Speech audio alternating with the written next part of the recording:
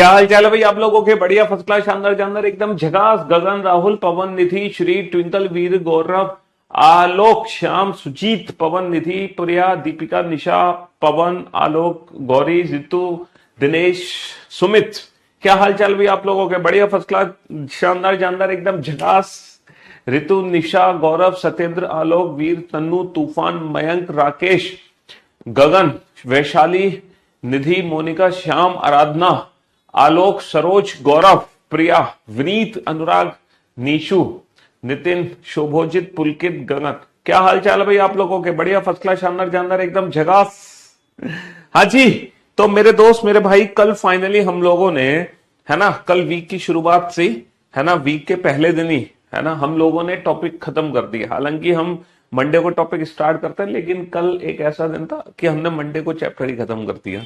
तो आज हम शुरू करेंगे नया टॉपिक, ठीक है, लेके प्रभु का नाम, जय सिया राम। आज तो वैसे भी भाई हनुमान जी का दिन है। क्यों भाई? जय हो बजरंगबली, जय हनुमान, जय सिया राम, जय सिया राम। तो मेरे दोस्त, मेरे भाई, आज हम टॉपिक शुरू करने जा रहे हैं। बहुत ही इंटरेस्टिंग, शानदार जानदार टॉपिक है, और इस टॉपिक का नाम क्या है? Blood relation. ब्लड रिलेशन, है ना? जी हाँ, ब्लड रिलेशन, रक्त संबंध। रक्त संबंध, इसको हिंदी में कह सकते हैं खूनी रिश्ते। ठीक है, इसको हिंदी में क्या कह सकते हैं? खूनी रिश्ते, ब्लड रिलेशन, रक्त संबंध। और अगर मैं ब्लड रिलेशन, रक्त संबंध की बात करूं तो ये एक ऐसा टॉपिक है, मतलब कोडिंग डिकोडिंग के बाद ये ब्लड रिलेशन एक ऐसा टॉपिक है जो दुनिया के हर एग्जाम में आता है। एक तो देखो, कोडिंग डिकोडिंग जो अल्फाबेट वाले क्वेश्चंस हैं वो दुनिया के हर एग्जाम में आते हैं। दूसरा, ये जो ब्लड रिलेशन है ये भी दुनिया के हर एग्जाम में आता है। मतलब कोई भी ऐसा एग्जाम नहीं है जिसमें रीजनिंग हो और उसमें ब्लड रिलेशन ना हो। ठीक है, ऐसा हो ही नहीं सकता कि ब्लड रिलेशन के क्वेश्चन ना हो रीजनिंग में। ठीक है, ब्लड रिलेशन, रक्त संबंध, खूनी रिश्ते। आज ही गया नहीं, आज कैसे हो जाएगा ये चैप्टर? ये चैप्टर के 4 लेक्चर हैं। ठीक है, 4 लेक्चर, कम से कम 4 है, 5 लेक्चर भी हो सकते हैं। अगर मैं ब्लड रिलेशन की बात करूं तो इसमें 3 फॉर्म बनती है हमारी ब्लड रिलेशन में। एक तो बनती है बेटा पजल फॉर्म, ठीक है, एक हमारी बनती है कोडेड फॉर्म, और एक हमारी बनती है पॉइंटिंग फॉर्म। तो ये 3 फॉर्म है जो कि ब्लड रिलेशन चैप्टर के अंदर बनती है, पजल, कोडेड और पॉइंटिंग। ठीक है, 3 ही टाइप से क्वेश्चन हमसे पूछा जा सकता है। हमसे क्वेश्चन पजल फॉर्म में पूछा जा सकता है, हमसे क्वेश्चन कोडेड फॉर्म में पूछा जा सकता है, और हमसे क्वेश्चन पॉइंटिंग फॉर्म में भी एग्जाम में आ सकता है। सिर्फ 3 टाइप है पजल, मतलब ब्लड रिलेशन चैप्टर के अंदर। इन 3 के अलावा चौथी टाइप ही नहीं है। देखो, ब्लड रिलेशन का क्वेश्चन बहुत आसान है। आप किसी अगर फैमिली के अंदर जाते हो, ठीक है, आप किसी परिवार से मिलते हो, ठीक है, तो उस परिवार में कुछ सदस्य होते हैं, तो आपको सारे सदस्यों से मिलाया जाता है। तो आप वो सारे रिलेशन ना आइडेंटिफाई कर लेते हो, क्योंकि आप प्रैक्टिकली, है ना, अपनी आंखों से उन रिलेशंस को देख कर आए हो। तो जो पिक्चर होती है ना, वो हमारे माइंड में प्रिंट हो जाती है। समझ रहे हो? जी हाँ, तभी तो हमें मूवीज याद करने की जरूरत नहीं पड़ती। मूवीज हम एक बार देखते हैं और पूरी स्टोरी हमें याद हो जाती है। लेकिन अगर हम बुक से कोई स्टोरी पढ़ते हैं तो वो हमें याद नहीं होती है। बुक से अगर हम कोई फॉर्मूला पढ़ेंगे वो याद नहीं होगा। समझ रहे हो?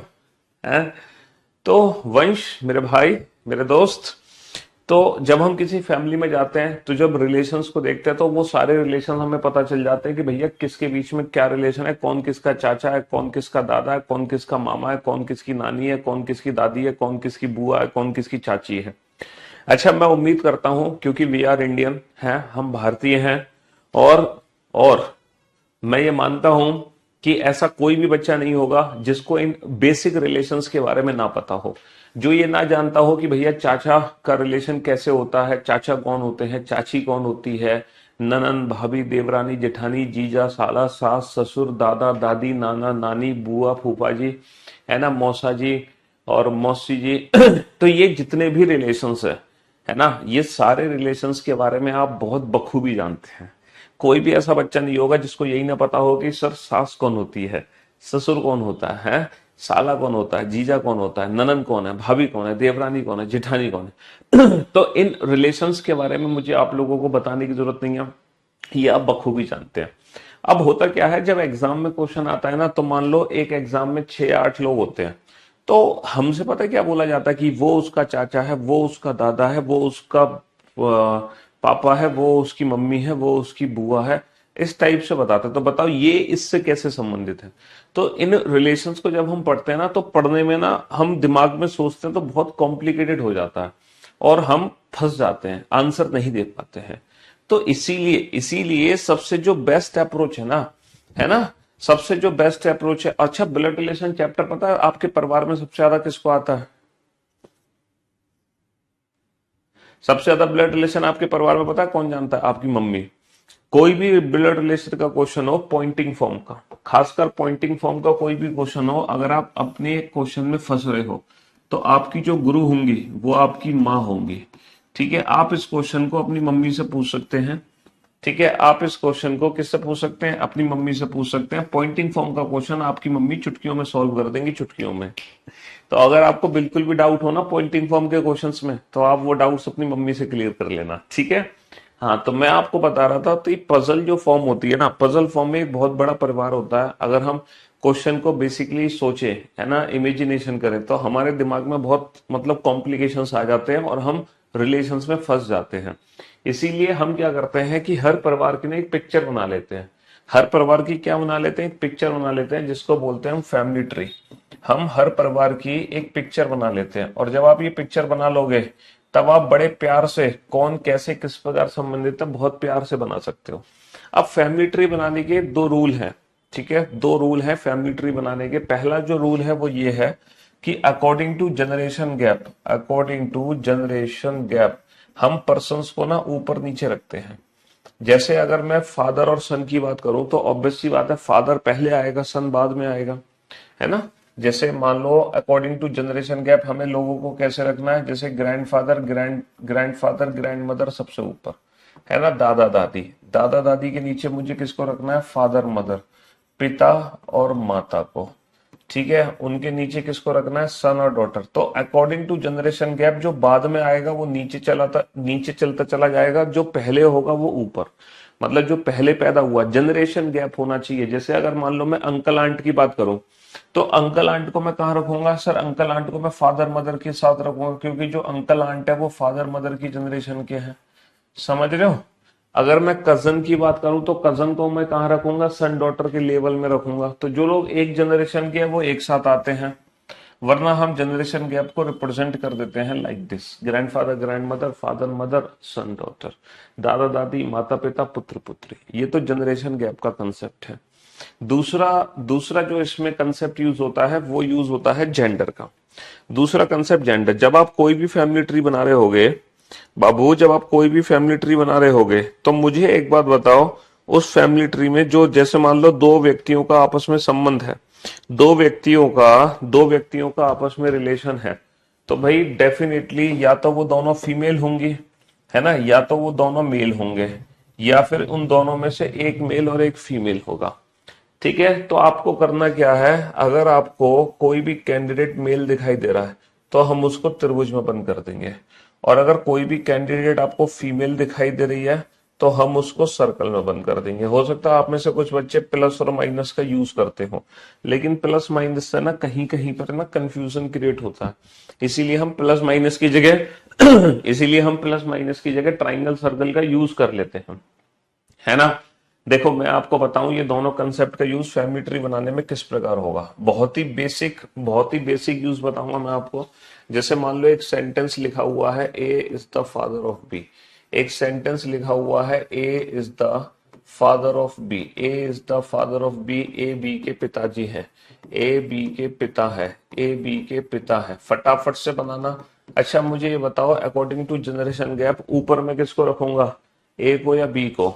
अगर ए बी के पिताजी हैं तो ए को ऊपर रखूंगा या बी को ऊपर रखूंगा? सर अगर ए पिताजी हैं तो ए को ऊपर रखेंगे, बी को नीचे रखेंगे। This is called generation gap.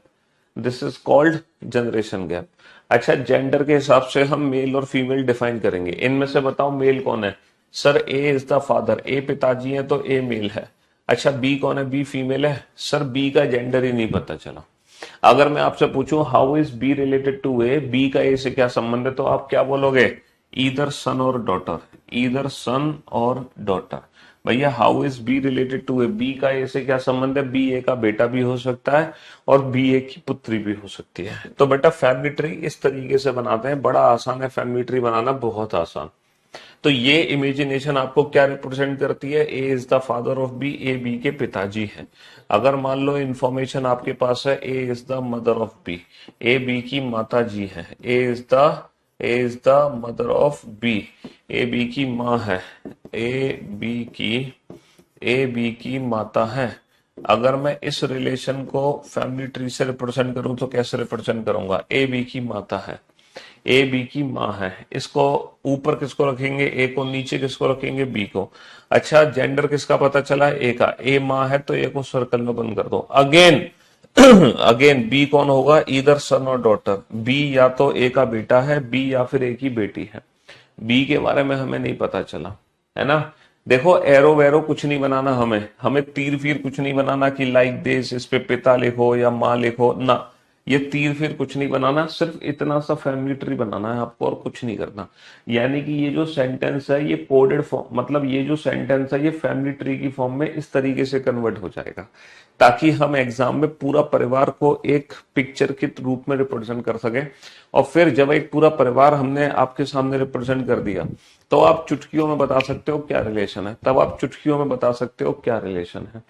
समझ रहे हो, नोट कर लिए ये दोनों, A is the father of B and A is the mother of B, A is the father of B and A is the mother of B. तीसरा note करो, A is a son of B, A is a son of B, A is a son of B, A B का पुत्र है।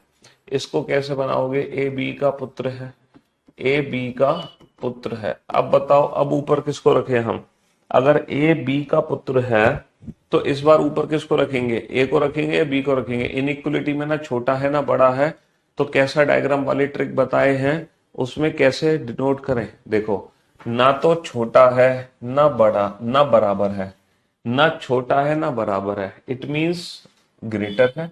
भैया not less than और equal, ठीक है, neither less और इक्वल, नीदर लेस इक्वल का मतलब होता है ग्रेटर। भैया छोटा भी नहीं है बराबर भी नहीं है, इसका मतलब बड़ा है। और ना छोटा है ना बड़ा है, ना छोटा है ना बड़ा है, इसका मतलब क्या है, बराबर है। इसका मतलब क्या है, बराबर है।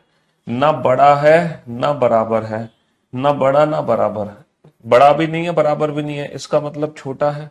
ये तो बहुत सिंपल सी चीज है यार, बेसिक सा कॉमन सेंस है, इसमें कोई मतलब हार्ड एंड फास्ट कोई, है ना, हाँ ठीक है, क्वांटम फिजिक्स नहीं है इसमें।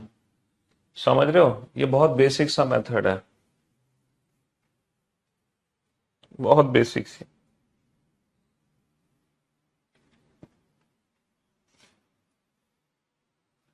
ए बी का पुत्र है, ए बी का पुत्र है, ठीक है, हाँ जी, ए बी का पुत्र है। तो ऊपर किसको रखेंगे इस बार, सर ए जो है ना, ए बी का पुत्र है ना, ए बी का पुत्र है, बी का पुत्र, तो बी का पुत्र बी से नीचे आएगा, इस बार बी को ऊपर रखेंगे।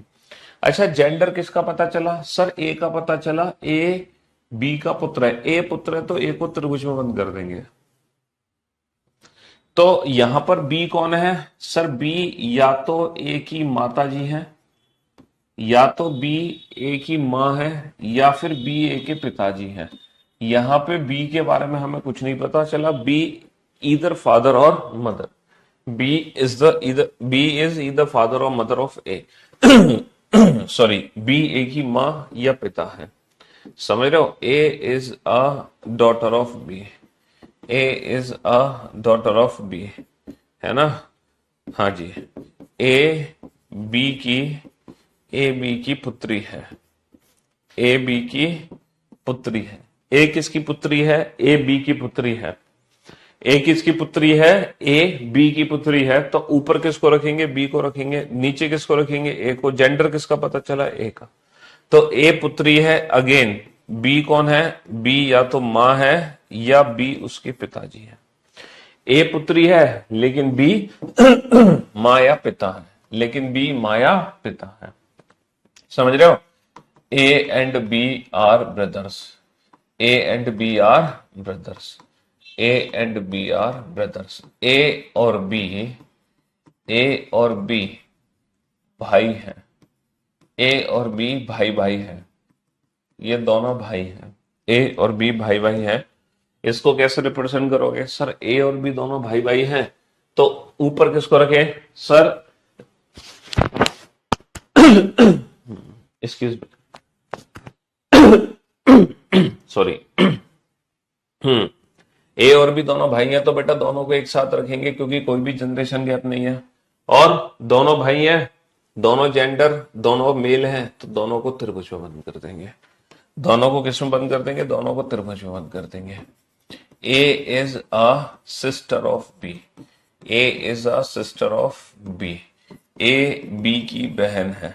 अगर हमारे पास सेंटेंस है ए बी की बहन है, तो इसका यूज कैसे करेंगे? भैया ए बहन है किसकी? बी की, तो अगेन ए और बी को एक साथ। यहां पर किसका जेंडर पता चलेगा? यहां पर जो जेंडर पता चलेगा ना, यहां पर जो जेंडर पता चलेगा ए का पता चलेगा। ए बहन है तो ए को सर्कल में बंद कर दो। बी के बारे में हमें कोई जानकारी नहीं है, बी उसका भाई भी हो सकता है और बी उसकी बहन भी हो सकती है, बी उसका भाई भी हो सकता है, बी उसकी बहन भी हो सकती है। समझ रहे हो? तो जिसका जेंडर पता है सिर्फ उसी का जेंडर हमें बनाना है, अपनी मर्जी से अपना दिमाग नहीं लगाना। A is a sister of B, comma B is a brother of A. ठीक है, B is a brother of A. देखो ए बी की बहन है, ए बी की बहन है, ए बी की बहन है, कॉमा और ए बी की बहन है, कॉमा और बी ए का भाई है, और बी ए का भाई है। इसको कैसे बनाओगे? ए बी की तो बहन है और बी ए का भाई है। अगेन ए और बी दोनों एक साथ। ए बहन है किसकी? बी की, और बी भाई है, तो बी को बंद कर देंगे ट्राइंगल में। ठीक है जी, हाँ जी। Next, A is the wife of B, A B की पत्नी है। A is the wife of B, A किसकी पत्नी है? ए बी की पत्नी है। बनाओ फैमिली ट्री।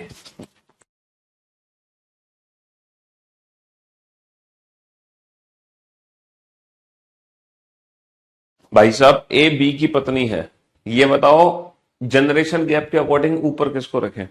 सर यहाँ पे कोई जनरेशन गैप नहीं है, पति पत्नी में कोई जनरेशन गैप नहीं होता, दोनों को एक साथ रखेंगे। पति पत्नी में कोई जनरेशन गैप नहीं होता, दोनों को मैं एक साथ रखूंगा, दोनों को मैं एक साथ रखूंगा। पति पत्नी में कोई जनरेशन गैप नहीं होता। अच्छा, जेंडर किसका पता चला? जेंडर किसका पता चला? ए बी की पत्नी है। कुछ बच्चे कह रहे हैं सर ए का जेंडर पता चल गया, ए पत्नी है तो ए फीमेल है। कुछ बच्चे कह रहे हैं हमें ए का जेंडर पता चल गया, ए पत्नी है तो ए फीमेल है। सर हमें बी का जेंडर नहीं पता चला। मेरे दोस्त, मेरे भाई, अगर ए पत्नी है तो महिला होगी, तो बी बेटा पुरुष नहीं होगा। बाय डिफॉल्ट यहां पर हमें दोनों का जेंडर पता है, बाय डिफॉल्ट हमें दोनों का जेंडर पता है। अगर ए पत्नी है इसका मतलब दोनों का जेंडर पता चल गया, ए और बी का। ए महिला है, बी पुरुष है। नहीं सर ये तो गलत बात है ना। हमारे तो सिलेबस मतलब कानून के हिसाब से तो महिला की शादी महिला से भी हो सकती है, पुरुष की शादी पुरुष से भी हो सकती है। ठीक है, तो बेटा ये जो कानून है ना, ये अंधा कानून है ना। इस कानून की आंखों पर पट्टी लगी है और ये अंधा कानून हमारे सिलेबस से बाहर है। ठीक है, जिस कानून में महिला की शादी महिला से हो रही है, पुरुष की शादी पुरुष से हो रही है, ठीक है ना, वो अंधा कानून हमारे सिलेबस से बाहर है।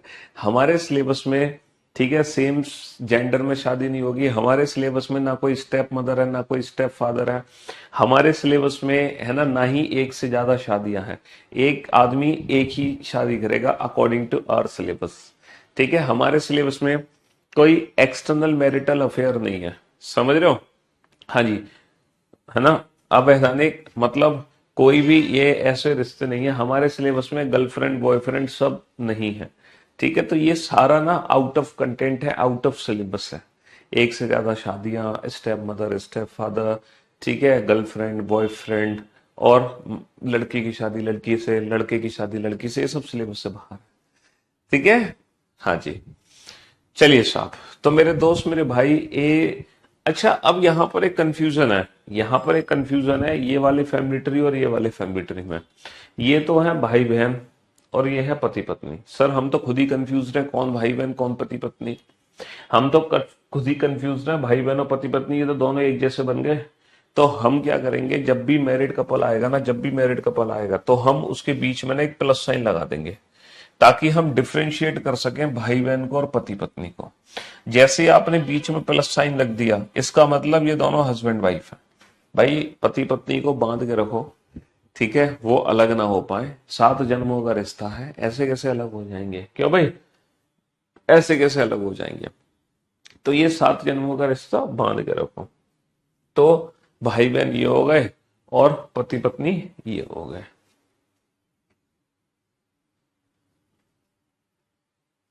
समझ रहे हो मेरे दोस्त, मेरे भाई। तो अब आप ये बताओ, मैंने ये जो फैमिली ट्री बनाए, पिता है ना, पिता का, माता का, पुत्र का, पुत्री का, ठीक है, भाइयों का, बहन का, बहन भाई का, और पति पत्नी का, है ना, यहां तक किसी को किसी भी फैमिली ट्री में कोई दिक्कत, कोई कंफ्यूजन, कोई कंफ्यूजन नहीं होगा, एकदम क्रिस्टल क्लियर होगा, डायमंड क्लियर। हर रिलेशन एकदम डायमंड क्लियर है, अभी तक कोई कंफ्यूजन नहीं है किसी को। चलिए, A is the uncle of B, A is the uncle of B, है ना, ए बी के चाचा है, ए बी के चाचा है। हालांकि अंकल दो है, एक पैटर्नल एक मैटरनल। पैटर्नल अंकल का मतलब हो गया चाचा, मैटरनल अंकल का मतलब हो गया मामा, है ना। थोड़ा सा कंफ्यूजन होता है इंग्लिश में जब हम अंकल पढ़ते हैं। देखो सबसे ज्यादा कंफ्यूजन क्या है, मान लो इंग्लिश में अंकल आ गया तो आप कंफ्यूज हो जाओगे, ये अंकल किसको रिप्रेजेंट कर रहा है, ये अंकल चाचा को रिप्रेजेंट कर रहा है या मामा को रिप्रेजेंट कर रहा है। तो ये कंफ्यूजन दूर करने के लिए एग्जाम में वर्ड यूज करने लगे पैटर्नल और मैटरनल।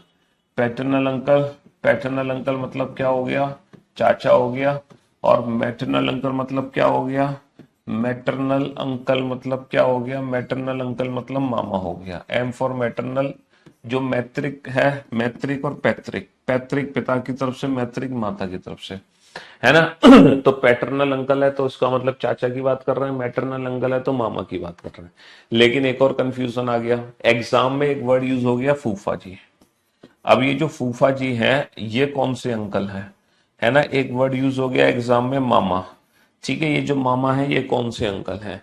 तो मेरे दोस्त, मेरे भाई, ये पैटर्नल अंकल की कैटेगरी में आएंगे, ये मैटरनल अंकल की कैटेगरी में जाएंगे।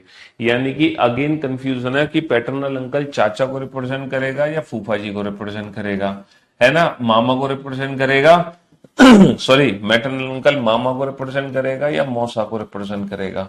भाई मौसा भी तो उसी में आ जाएंगे मैटरनल अंकल में, है ना। लेकिन एग्जाम में अगर गलती से वर्ड आता है, एग्जाम में अगर पैटर्नल अंकल आता है तो बाय डिफॉल्ट चाचा लेंगे, मैटरनल अंकल आता है तो बाय डिफॉल्ट मामा लेंगे, वहां पे फूफा और मौसा नहीं लेंगे। हालांकि फूफा और मौसा को भी हम अंकल ही बोलते हैं। समझ रहे हो, हिंदी में कोई एक बच्चा कह रहा है हिंदी में कोई दिक्कत नहीं आती।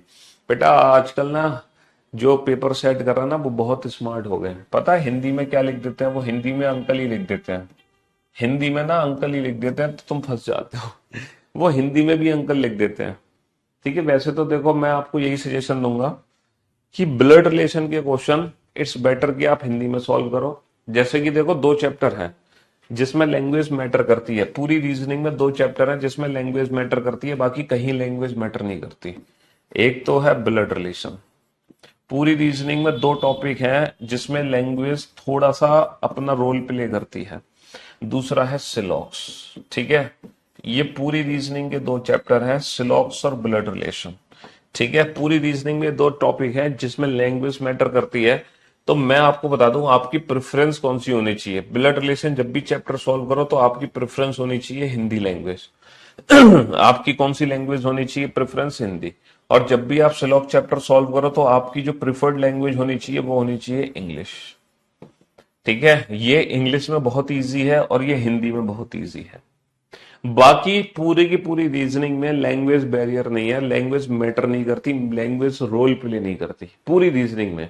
लेकिन खासकर ये 2 टॉपिक हैं जहां लैंग्वेज अपना थोड़ा सा रोल प्ले कर लेती है, थोड़ी स्पीड बढ़ा देती है, थोड़ी स्पीड इंप्रूव कर देती है लैंग्वेज। अगर आप ब्लड रिलेशन के क्वेश्चन को हिंदी में सॉल्व करोगे तो आपकी स्पीड बाय डिफॉल्ट बढ़ जाएगी, और अगर आप सिलॉक्स के क्वेश्चन को इंग्लिश में सॉल्व करोगे तो आपकी स्पीड बढ़ जाएगी। तो थोड़ा सा रोल प्ले है बेटा लैंग्वेज का इन दोनों टॉपिक के अंदर। बाकी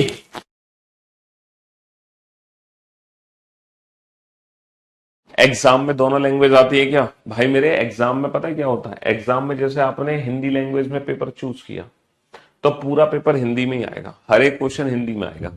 लेकिन क्योंकि आजकल एग्जाम ऑनलाइन होते हैं तो आप पर्टिकुलर किसी भी क्वेश्चन की लैंग्वेज को चेंज कर सकते हैं इंडिविजुअल।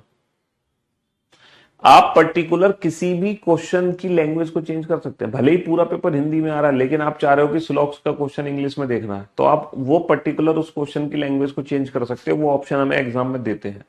और अगर ऑफलाइन पेपर होता है यूपीएससी का, है ना, तो वहां पर ना बाइलिंगुअली पेपर हमें मिलता है, हिंदी और इंग्लिश दोनों ही होती है हर क्वेश्चन की। ठीक है जी। हाँ, स्लॉक्स हिंदी में न्याय निगमन, न्याय संगत, कथन निष्कर्ष, कुछ कुत्ते बिल्ली हैं, कुछ गधे घोड़े हैं, some dogs are cats, some cats are dog, उस टाइप के जो क्वेश्चन होते हैं। तो भैया ए बी के चाचा है, इसका फैमिली ट्री कैसे बनाओगे बताना। ए बी के चाचा है, बी के चाचा, चाचा ऊपर किसको रखोगे सर? चाचा को, ए को ऊपर रखेंगे, बी को नीचे रखेंगे। जेंडर किसका पता है? ए का, ए चाचा है तो ट्राइंगल में बंद कर दो। और ये जो फैमिली ट्री आपने बना दिया, ये जो फैमिली ट्री आपने बना दिया, ये फैमिली ट्री पता है किसको रिप्रेजेंट करेगा? A is the father of B को। ये फैमिली ट्री रिप्रेजेंट करेगा ए बी के पिताजी हैं। ये फैमिली ट्री रिप्रेजेंट करेगा ए बी के पिताजी हैं, A is the father of B. ये पिता को रिप्रेजेंट करेगा ना कि चाचा को। देखो मैं ट्राइंगल सर्किल क्यों यूज करवा रहा हूं, यहां पे प्लस माइनस थोड़ा सा ना गड़बड़ कर जाता है हमारे साथ। प्लस माइनस से जब हम बना रहे होते हैं ना तो यहां पे गड़बड़ हो जाती है प्लस माइनस के साथ, लेकिन ट्राइंगल सर्कल से कोई गड़बड़ नहीं होती। देखो चाचा होते हैं ब्रदर ऑफ फादर। चाचा होते हैं भैया पिता के भाई। चाचा पिता के भाई हैं, तो अगर मुझे बी के चाचा बनाने हैं, अगर मुझे बी के चाचा बनाने हैं तो पहले मैं बनाऊंगा बी के पिताजी, है ना। अगर मुझे बी के चाचा बनाने हैं तो पहले मैं बनाऊंगा बी के पिताजी और इनके पिताजी के भाई जी बना दूंगा, पिताजी के भाई। तो ये रिप्रेजेंट करेगा डेफिनेटली चाचा को। तो देखो ट्राइंगल सर्कल से कितनी आसानी से हमने चाचा को रिप्रेजेंट कर दिया। यही अगर मैं प्लस माइनस बना रहा होता तो कंफ्यूज हो जाता। समझ रहे हो? तो ए के चाचा कौन है? बी का कोई पिता होगा और उनके पिताजी के जो भाई हैं वो हो गए चाचा। और ये ट्राइंगल बाय डिफॉल्ट भर जाएगा, तभी तो क्वेश्चन सॉल्व होगा हमारा, है ना, तभी तो क्वेश्चन सॉल्व होगा। अब मान लो सर एग्जाम में ताऊ बनाना हो तो, बी के ताऊ बनाने हो तो वो भी तो पिता के भाई होते हैं ताऊ। सर कोई दिक्कत नहीं, चाचा थे तो थोड़ा छोटा ट्राइंगल बना दिया, ताऊ जी हैं तो थोड़ा बड़ा ट्राइंगल बना देंगे। भैया ताऊ के लिए बड़ा ट्राइंगल, चाचा के लिए छोटा। चाचा होते हैं पिता के छोटे भाई, ताऊ होते हैं पिता के बड़े भाई। देखो फॉर योर काइंड इंफॉर्मेशन, हमारे सिलेबस में चाचा और ताऊ दो अलग अलग नहीं है, चाचा और ताऊ दोनों एक हैं, क्योंकि इस चैप्टर में एज मैटर नहीं करती, है ना। छोटा भाई हो या बड़ा भाई हो, भाई भाई है, दोनों के लिए हम चाचा वर्ड यूज करते हैं, ताऊ हो या चाचा हो। क्योंकि वरना तो जब दादाजी आएंगे तो तुम दादाजी के लिए तो और बड़ा ट्राइंगल बना दोगे, और जब परदादा आएंगे तो और बड़ा ट्राइंगल बना दोगे। तो अगर तुम एज के हिसाब से, अगर तुम एज के हिसाब से ट्राइंगल बनाओगे तो गड़बड़ हो जाएगी। तो एज के हिसाब से ट्राइंगल नहीं बना सकते। लाइव क्लास नहीं चल रही है क्या? अबे ये लाइव भी तो चल रही है, और क्या हो रहा है तुम्हारे साथ है? एक बच्चा कह रहा है चाचा कौन होते हैं, तुम्हें चाचा नहीं पता भैया, तो क्या करोगे तुम? भैया मंगल ग्रह से हो, यहीं से हो, पृथ्वी से? पृथ्वी से ही हो या मंगल ग्रह से हो? अगर आप चाचा नहीं जानते हैं, ब्रदर ऑफ फादर, क्या कहते हो तुम? तो मेरे दोस्त, मेरे भाई, अच्छा अगर मान लो मामा बनाने होते तो कैसे बनाते? मामा को कैसे बनाता मैं? मामा को, मैटरनल अंकल को कैसे बनाता? सर बड़ा आसान था मैटरनल अंकल को बनाना। चाचा थे तो पिता के भाई बना दिया, मामा है तो माँ के भाई बना दूंगा मैं। लो, ये बन गया मामा, ये बन गए बी के मामा, इसकी माँ का भाई। भाई पिता का भाई चाचा, माँ का भाई मामा, तो क्या दिक्कत है? ठीक है। अच्छा ये फर्क नहीं पड़ता कि मैं राइट में रखूंगा या लेफ्ट में रखूंगा, वो आप कहीं भी रखो, राइट लेफ्ट, उससे फर्क नहीं पड़ता। फर्क पड़ता है ऊपर नीचे से, फर्क पड़ता है ऊपर नीचे से, राइट लेफ्ट से फर्क नहीं पड़ता। राइट लेफ्ट में कौन है क्या नहीं है उससे बिल्कुल भी फर्क नहीं पड़ता। फर्क पड़ेगा सिर्फ और सिर्फ ऊपर नीचे रखने से, फर्क पड़ेगा हमें ऊपर और नीचे रखने से। ठीक है। मामा को चाचा कैसे कह लेंगे? मामा चीज अलग है, चाचा चीज अलग है। मामा हो गए मैटरनल अंकल, चाचा हो गए पैटर्नल अंकल, ये पिता के भाई, वो माँ के भाई। मामा और चाचा तो अलग अलग हो गए ना, है ना। चलिए नेक्स्ट।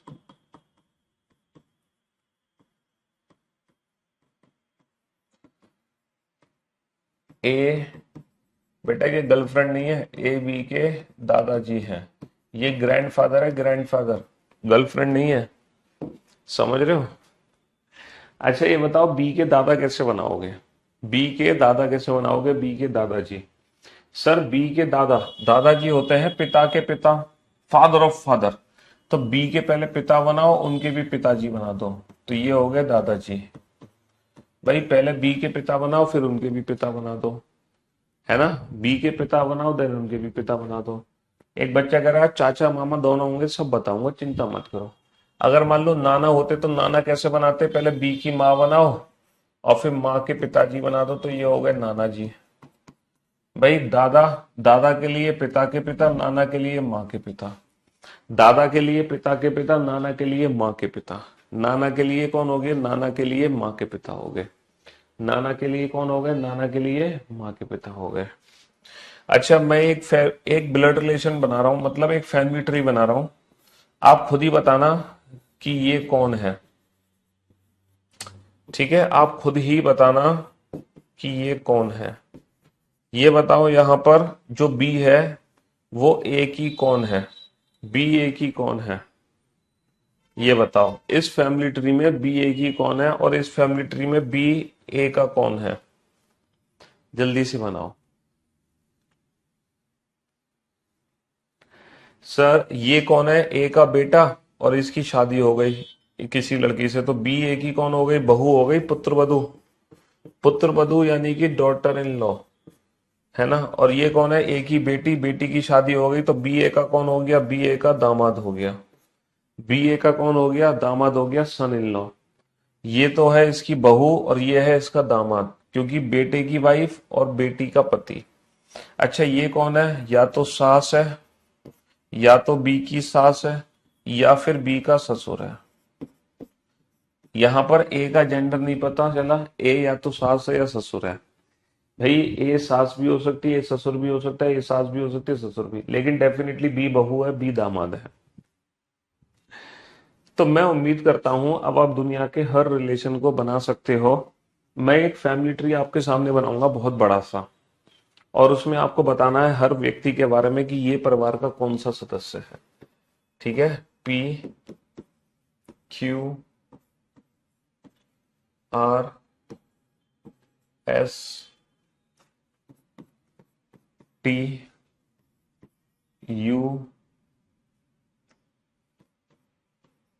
V W. ठीक है जी?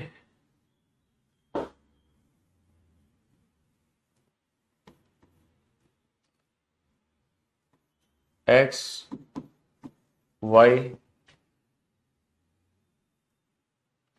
चलिए साहब, ये एक फैमिली ट्री है, इस बड़े से फैमिली ट्री को बना लो सारे बच्चे। मैंने किसी का भी रिलेशन नहीं लिखा। परिवार में कितने सदस्य हैं? 1 2 3 4 5 6 7 8 9 10। पूरे 10 सदस्य हैं, 10। परिवार में पूरे 10 सदस्य हैं, देयर आर 10 मेंबर्स, है ना? ये फैमिली ट्री हम खुद सॉल्व करेंगे इंफॉर्मेशन को पढ़कर, लेकिन अभी फिलहाल आपको क्या बताना है, मैं जो रिलेशन पूछूंगा ना हर व्यक्ति का, यू के साथ पूछूंगा, यू के साथ।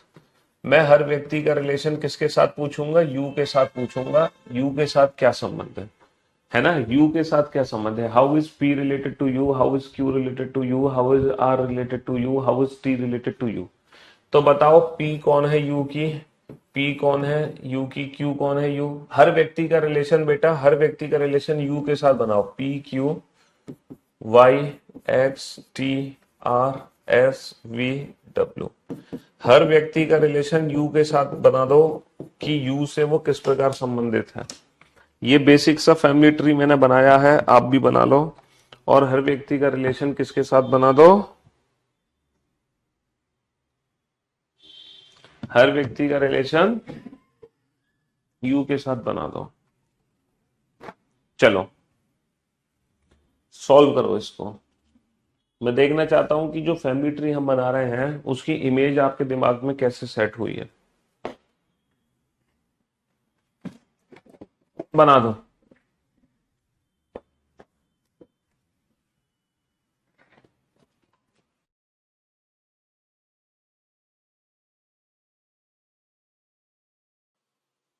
चलो जब तक आप आंसर दो, आप पूछो क्या पूछ रहे हो भैया, क्या डाउट है, क्या कमेंट पे कमेंट किए जा रहे हो। If the fifth of the month falls on the third day after Sunday.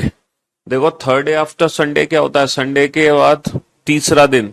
Third day after Sunday मतलब 3 days आफ्टर संडे, ये वेंसडे होगा, Monday Tuesday Wednesday. And fifth of the month falls the third day after Sunday, यानी कि 5 तारीख को Wednesday है, तो 15 तारीख को कौन सा दिन होगा। तो 5 15 में 10 दिन का अंतर है, 10 दिन में कितने और डेज हो गए, 3 और डेज हो गए, तो +3 कर दो।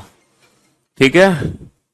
हाँ जी, बहनोई कौन होता है भैया, बहनोई होता है जीजा, तुम्हारी बहन का पति होगा बहनोई। ठीक है।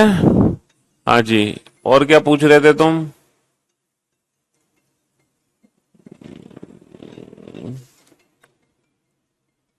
क्लास नोट्स बेटा मार्केट में अवेलेबल नहीं है, कोई क्लास नोट मार्केट में अवेलेबल नहीं है बेटा। कल की जो क्लास है इनइक्वलिटी की कंप्लीट नहीं डल पाई थी, मैं एक बार चेक करके बता दूंगा उस क्लास को। ठीक है, वो कंप्लीट डल जाएगी।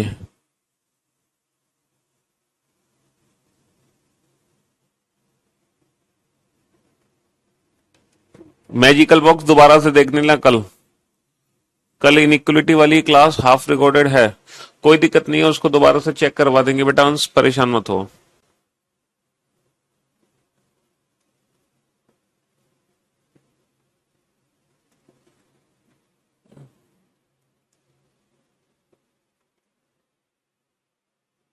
बिना फैमिली ट्री के नहीं भैया, फैमिली ट्री बनाओगे तब कंफ्यूजन दूर होगा। पहले फैमिली ट्री बनाने में थोड़ा सा टाइम लगेगा, लेकिन धीरे धीरे प्रैक्टिस करोगे तो बहुत इजी हो जाएगा फैमिली ट्री बनाना। शुरू में थोड़ा सा है कंफ्यूजन, बाद में बहुत इजी है।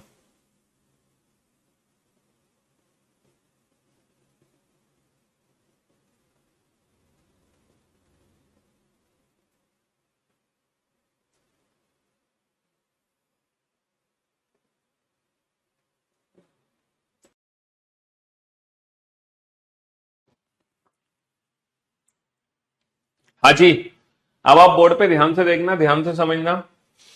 देखो यू की माँ है, यू के पिताजी हैं, और पी कौन है, यू का, इसके पिता का पिता, पिता का पिता हो गया दादा।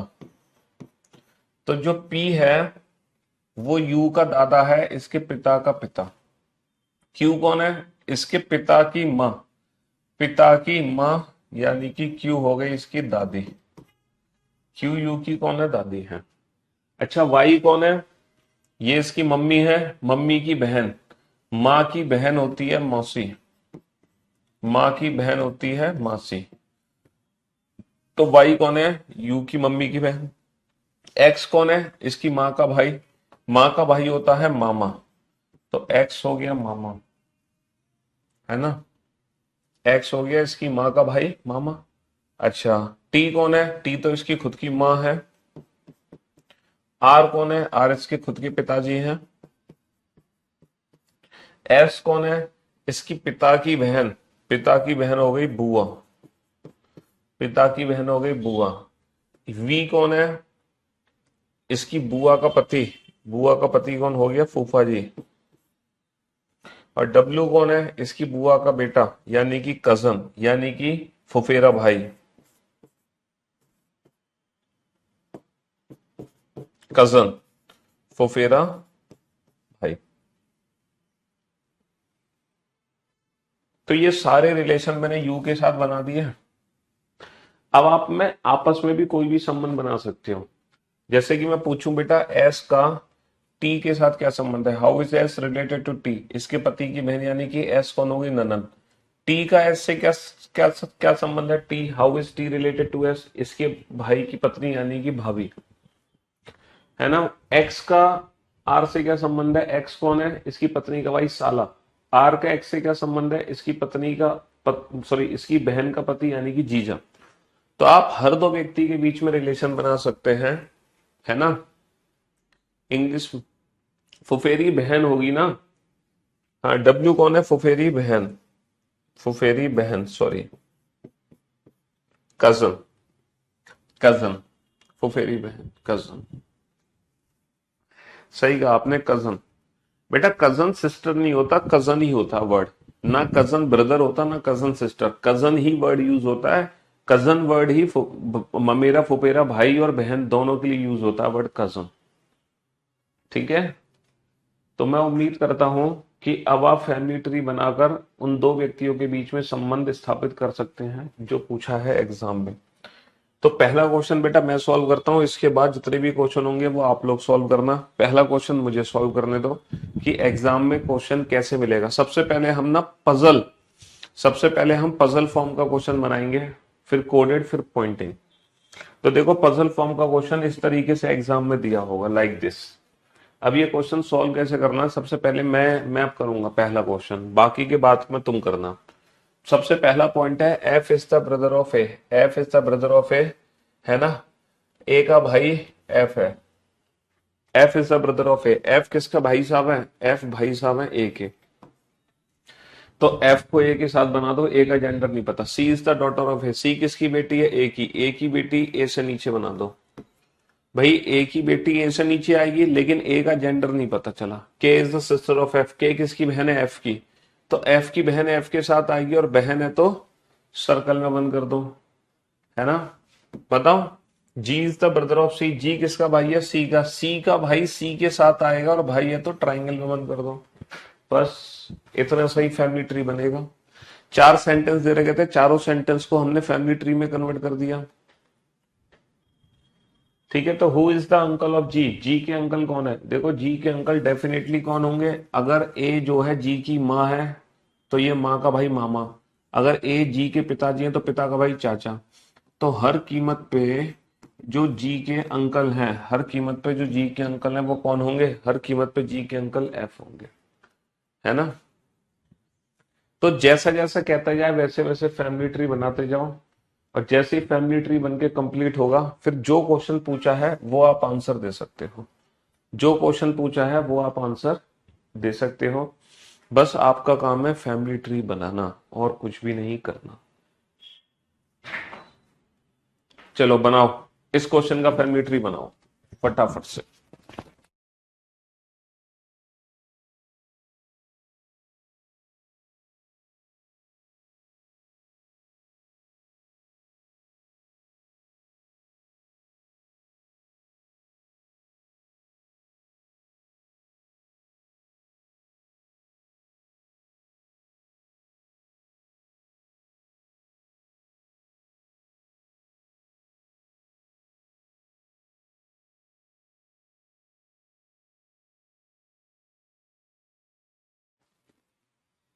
देखो शुरुआत में थोड़ा सा टाइम लगेगा फैमिली ट्री बनाने में, लेकिन जैसे जैसे प्रैक्टिस होती आएगी ना, वैसे वैसे बहुत आसान हो जाएगा फैमिली ट्री बनाना।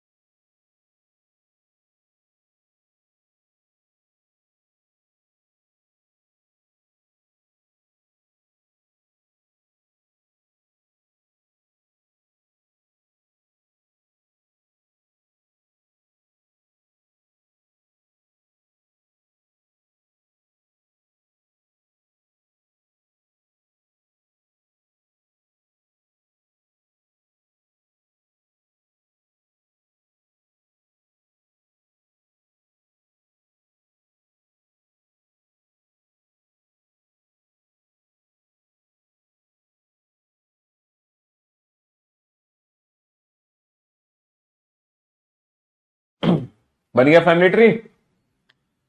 क्यों भाई? ए बी के पिताजी हैं। ए किसके पिताजी हैं? बी के। तो बेटा बी के पिताजी बी से ऊपर रख दो और ए पिताजी है तो ट्राइंगल ओपन कर दो।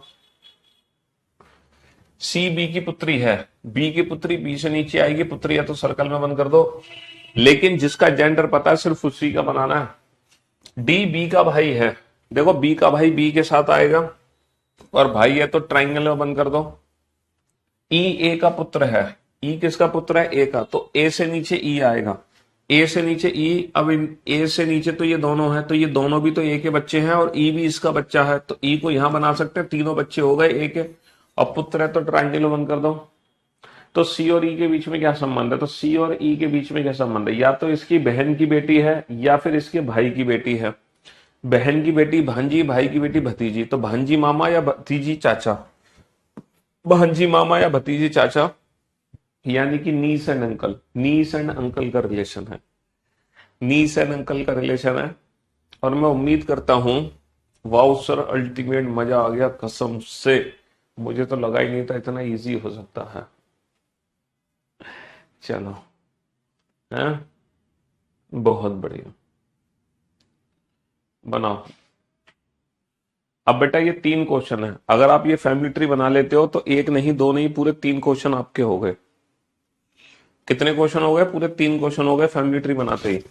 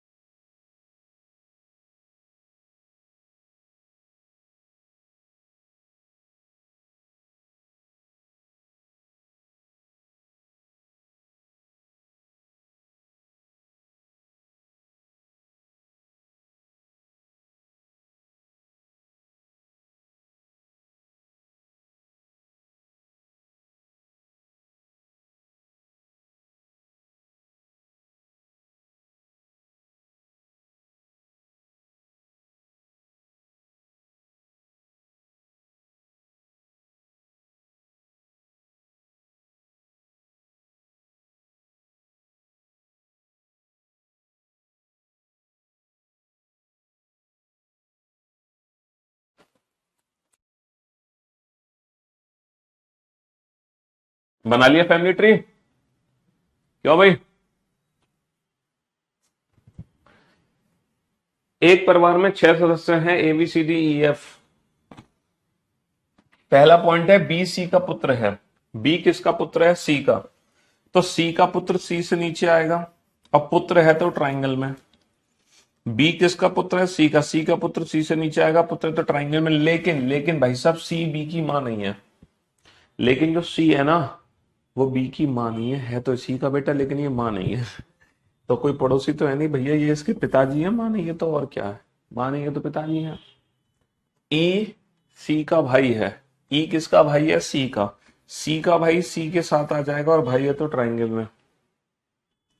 डी ए की बेटी है, डी बेटी है, सर्कल में बना लो, किसकी बेटी है, ए की। एफ ए का भाई है, ए का भाई ए के साथ आ जाएगा, भाई है तो ट्राइंगल बना लो। ए और सी एक विवाहित जोड़े हैं, ओके, ए और सी विवाहित जोड़े हैं, तो सी की शादी किससे होगी, ए के साथ। ये ऑलरेडी मेल है तो ए फीमेल है। ए का भाई कौन है, एफ। ए की एक बेटी है जो कि है डी, तो ये कंप्लीट फैमिली ट्री बन गया। Who is the brother in law of C, C के ब्रदर इन लॉ कौन है, इसकी बहन का भाई, बहन का भाई कौन है, एफ, बहन का भाई कौन है, F. How many female members are there in the family, परिवार में कितनी महिला हैं, जितने सर्कल, कितने सर्कल, दो, कितने सर्कल, दो। How is F related to B, how is F related to B, F कौन है, बी की, एफ कौन है, बी का, इसकी माँ का भाई, और इसकी माँ का भाई कौन हो गया, माँ का भाई हो गया मामा, माँ का भाई कौन हो गया, माँ का भाई हो गया मामा, माँ का भाई हो गया मामा, ठीक है। हम्म, चलिए साहब, अगेन इस फैमिली ट्री को बनाओगे तो 3 क्वेश्चन के आंसर पाओगे।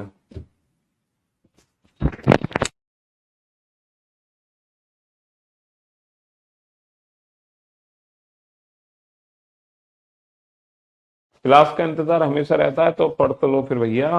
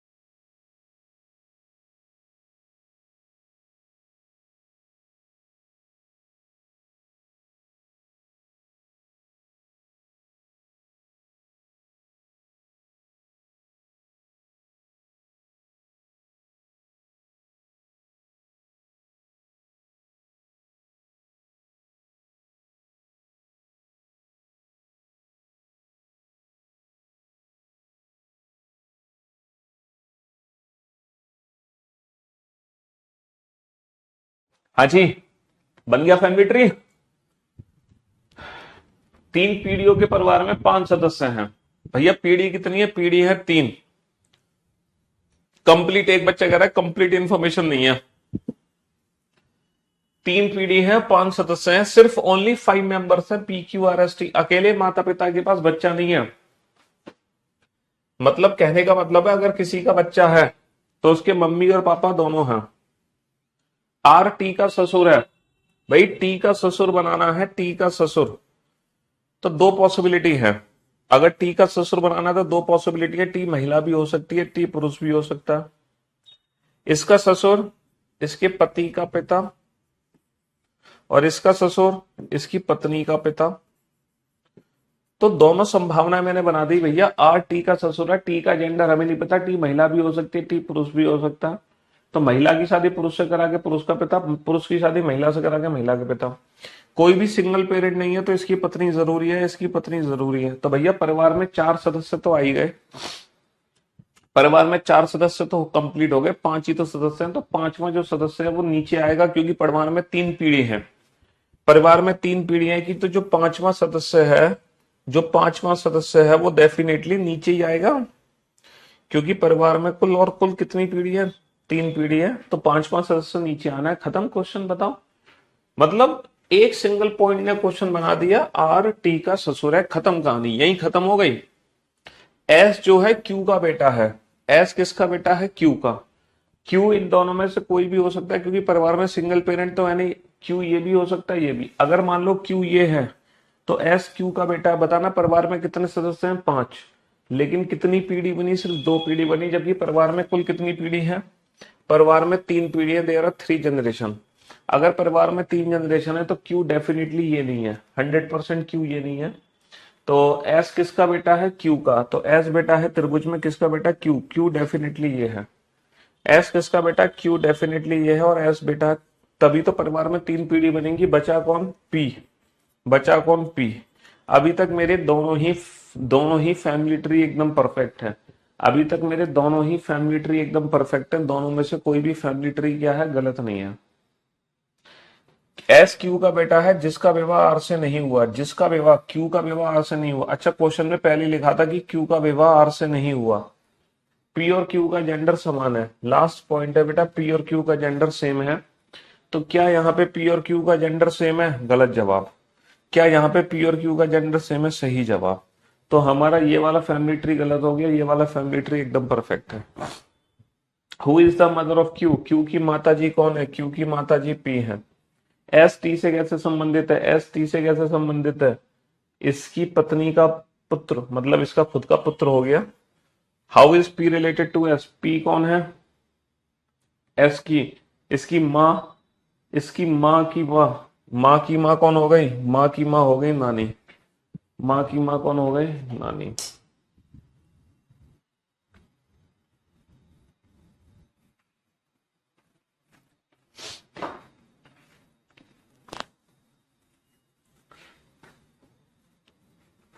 तो यहां पर हमने दोनों ही संभावनाएं बनानी पड़ी। एक बच्चा कह रहा है ये रिलेटेड टू वाला कंसेप्ट समझा दो, इसमें थोड़ा सा कंफ्यूजन है। पता कैसे चलता है कब किसके बारे में बताना है? जैसे कि मान लो 2 पर्सन है, लाइक दिस। अगर आपसे पूछा जाए how is P related to Q, या फिर what is the relation, what is the relation of P to Q, Hindi में पी का क्यू से क्या संबंध है?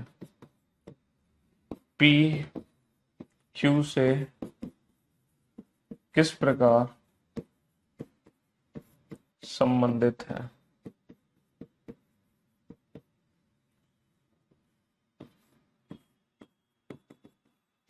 पी क्यू से किस प्रकार संबंधित है? क्यू से पी का क्या संबंध है?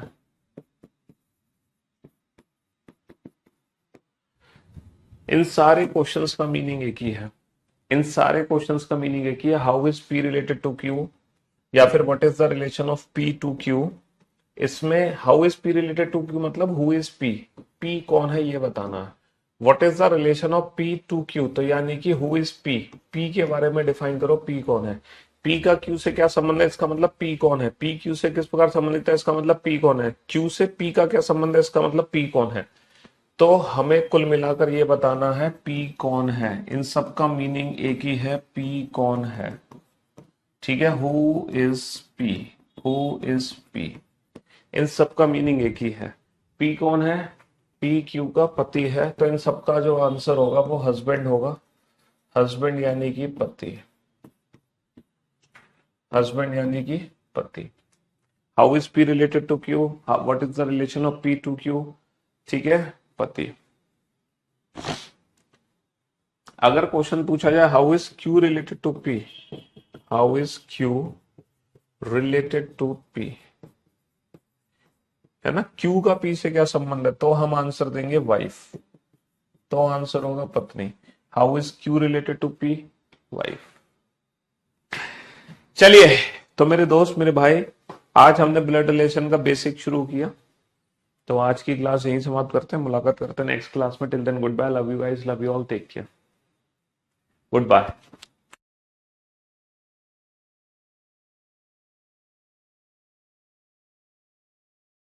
और कल जब कल की क्लास अटेंड करना ना, तो आज के सारे क्वेश्चंस का दोबारा से फैमिली ट्री बना के आना, तभी कल का लेक्चर अटेंड करना।